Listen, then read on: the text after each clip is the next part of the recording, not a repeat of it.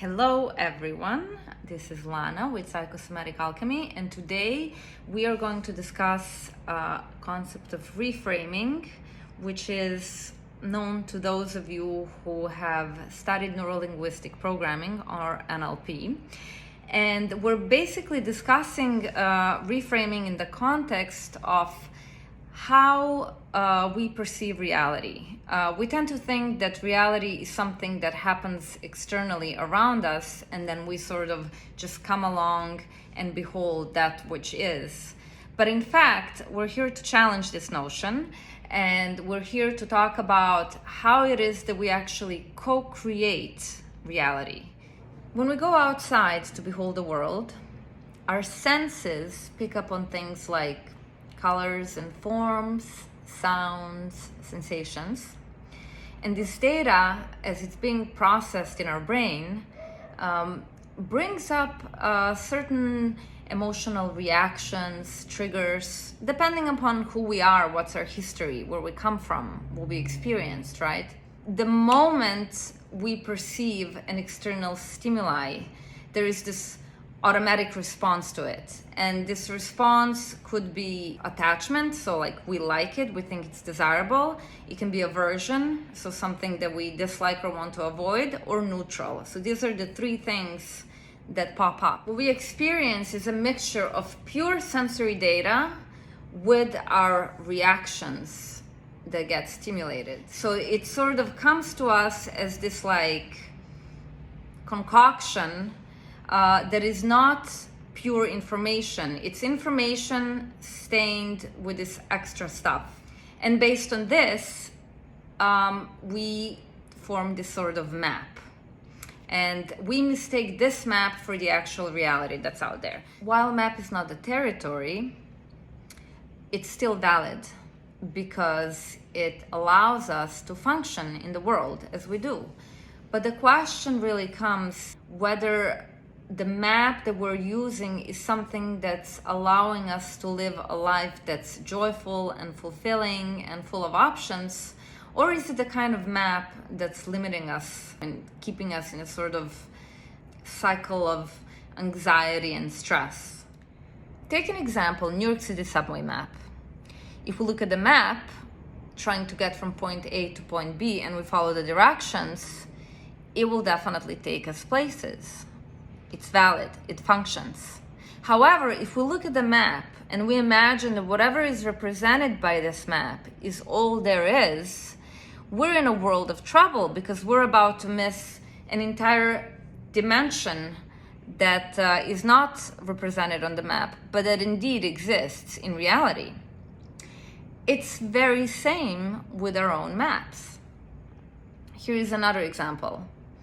There are many individuals who experience some sort of failure. In fact, all of us have. Let's say bankruptcy. So person A goes bankrupt and they feel defeated by this experience, so much so that they never rise to the same level of success as before. And a person B may have the very same circumstance, but they use that to sort of motivate themselves to go even further, to reach greater levels of success and fame and wealth or whatever.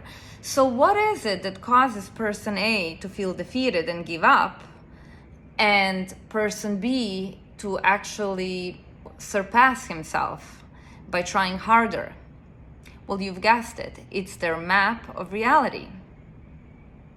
So how do we go about to improve our maps so that we can create a kind of reality where we get to function in a more skillful, proactive, more empowered way? So this is where reframing takes the stage. So reframing is a way for us to upgrade our map.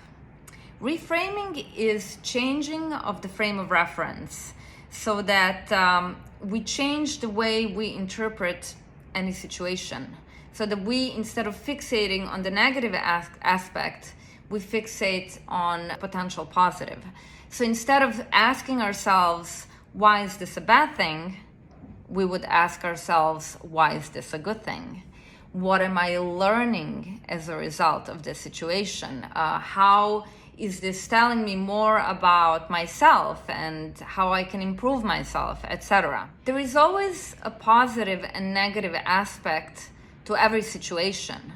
So if you learn to become a master of putting a positive spin on any situation, you will, well, let's say you will begin to hold the reins of the chariot in your life.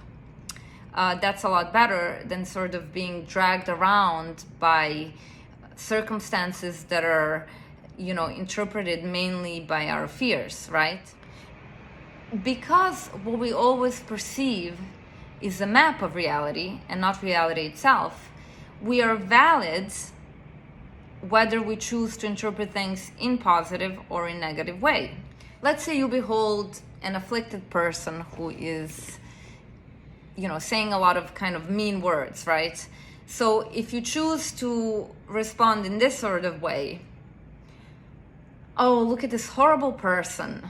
They're saying all these unkind words, and I just think world is so cruel, and it makes me angry, and I absolutely have a right to feel angry. Versus, oh, look at this person who is so afflicted. I know that when I am in a bad place and when I am unhappy, I tend to be really mean. Therefore, I can see that this person is struggling. I can feel sympathy for this person.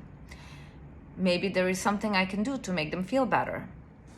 So the person A sees a inherently problematic person, and they choose as their response anger, and they feel very justified in feeling anger. We're always justified in whatever we feel. We're always justified, right? But what is the worldview and therefore the experience of the person who's choosing anger versus of person B who decides to respond with compassion, right? Isn't the worldview of person B more driven by positive feelings? Because compassion is love. Compassion is being able to put ourselves in the shoes of another and sort of know how they feel, and as a result we can feel sympathy, and furthermore we might even feel driven to step in and help them out. So this is like a more empowered state.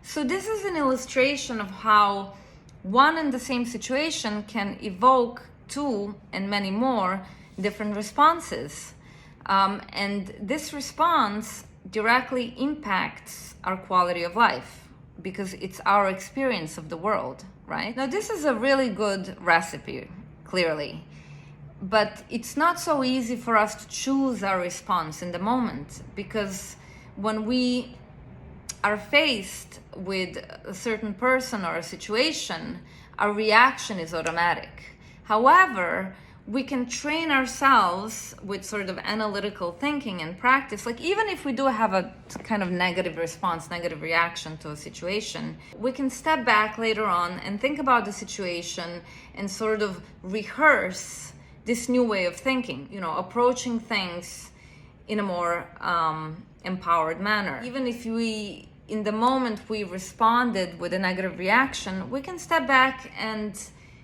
start practicing to view the situation in this different way. Like, what can I learn from this?